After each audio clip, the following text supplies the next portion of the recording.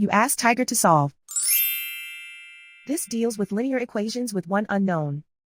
The final result is x equals 5. Let's solve it step by step. Simplify the expression. Group like terms. Simplify the arithmetic. Group like terms. Simplify the arithmetic. Group all x terms on the left side of the equation. Add x to both sides. Group like terms.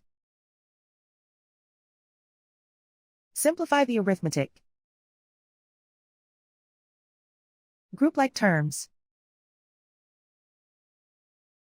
Simplify the arithmetic. Group all constants on the right side of the equation. Subtract 2 from both sides. Simplify the arithmetic.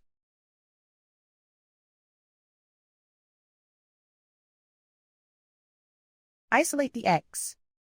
Divide both sides by 3. Simplify the fraction.